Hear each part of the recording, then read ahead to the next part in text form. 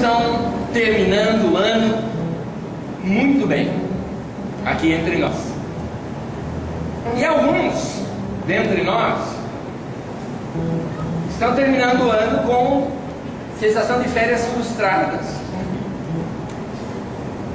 Nesses 2 últimos domingos que passaram, e no próximo também eu vou continuar nesse sentido, eu estou trabalhando com incentivo, principalmente porque eu até falava ontem com a minha esposa, com os meus filhos, ali nós estávamos almoçando juntos, eu estava falando com eles sobre o porquê que eu estou ministrando essas coisas na comunidade nesse tempo. Eu falo sobre a crise, por exemplo, e vocês podem notar que eu estou indo contra a maré das notícias. Não, a crise e tudo mais, e eu estou desprezando um pouquinho isso, por uma razão. Todos nós brasileiros nunca vimos essa nação crescer tanto quanto nos últimos anos, todos nós. Nunca ninguém viu um tempo de tanta prosperidade na nossa nação como nesses últimos anos. Ela está crescendo. E agora vem uma notícia internacional para jogar um balde d'água fria em todo mundo. Então a tendência da gente cair num desânimo, desistir de sonhos. É por isso que nós estudamos 2 coisas aqui. Primeiro, e a crise? E segundo, seus sonhos não estão em crise. Estudamos isso domingo passado aqui. Não é para desistir, porque alguém diz, mas e se a crise de fato pegar a nação? Olha, se você praticar os princípios da palavra de Deus, meu irmão, você vai prosperar mesmo no meio da crise. É isso que eu estou te afirmando. A Bíblia conta a história de Isaac, dizendo que quando ele estava lá na terra dos filisteus, diz que ali teve seca no lugar. E no tempo de seca, Isaac semeou e colheu a 100 por 1. Tempo de crise, o cara plantou e colheu. Então tem outras leis que também regem as nossas vidas. E eu estava vendo com vocês algumas dessas leis, vou continuar também domingo que vem.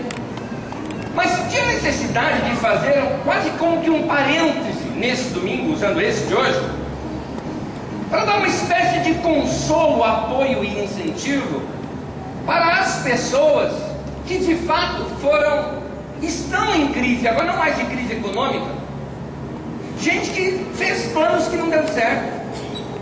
São outras situações que não tem nada a ver com a economia. Alguns de vocês, por exemplo, perderam gente querida agora no final do ano, no último semestre. Acaba, o que adianta dinheiro no bolso se você não morreu? Não tem sentido. A vida começa a perder sentido. E nós temos que entender isso. Tem gente que está frustrada emocionalmente.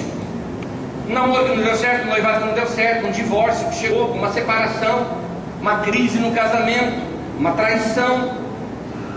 O que adianta dinheiro no bolso essas coisas acontecendo? Uma notícia de uma doença. Agora tocamos um pouquinho nisso no domingo passado. Como é que a gente tem que enfrentar, por exemplo, a notícia de uma doença? Tocamos um pouquinho no domingo passado.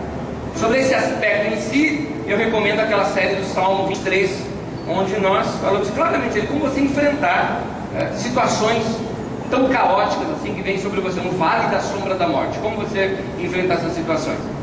Entanto, como eu sei que muita gente está terminando o ano com alguma sensação de frustração porque alguma coisa não deu certo, é baseado nisso, ou visando essas pessoas também, que eu gostaria de repartir com os irmãos hoje uma palavra com o tema: quando Deus muda os meus planos. Quando Deus muda os meus planos. Nem sempre as coisas são como eu quero. Nem sempre as coisas acontecem como eu quero. Eu sei que algumas situações que a gente passa na vida são culpa nossa, outras situações são até mesmo surpresas da vida, mas algumas situações, queridos e queridas, são de Deus. Foi Deus que foi lá e botou o dedo e falou: não vai ser assim. E às vezes a gente quer se revoltar, quer brigar com Ele e tudo mais. Eu quero mostrar como lidar com situações assim. Eu tenho certeza que vamos conseguir aqui receber essa palavra fé, encorajamento e perspectiva, principalmente para quem está em crise. Quem está passando ou passou em crise vai entender como enfrentá-la dentro da perspectiva do que Deus pode fazer conosco na crise ou apesar da crise. Vamos orar nesse momento. Dá a mão para quem está do teu lado, seu irmão, sua irmã. E eu gostaria de orar nesse momento abençoando. Então, eu vou pedir que você abençoe o irmão que está do seu lado, orando por ele. Você vai orar pela vida, a direção que você tiver, pela vida pessoal, emocional, pelo trabalho, pela família, pela vida espiritual. O que você tiver direção, pega um assunto e ora por esse irmão. Abençoe a vida dele. Você sabe o nome dessa pessoa? Já vai falando o seu, se você não sabe, fala assim, tal.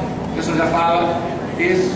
Aí você ora por ele, ora por ela, e vamos abençoar uns aos outros. E ore para que Deus fale conosco hoje aqui. Vamos orar juntos? Em alguns segundos eu me uno com você em oração.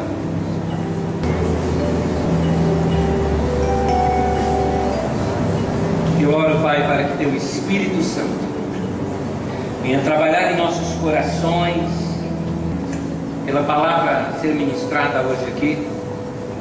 Que o Senhor nos incentive, nos pastoreie.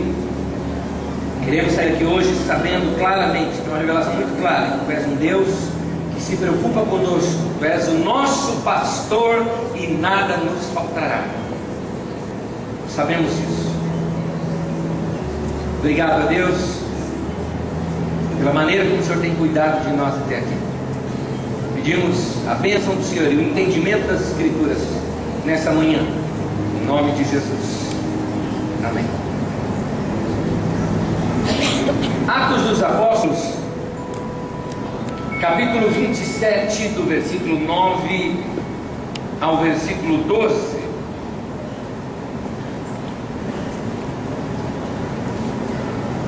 A história conta assim: tínhamos perdido muito tempo e agora a navegação se tornara